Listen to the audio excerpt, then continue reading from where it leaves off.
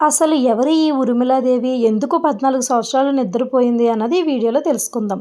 ఊర్మిళాదేవి జనక మహారాజు గారి పుత్రిక.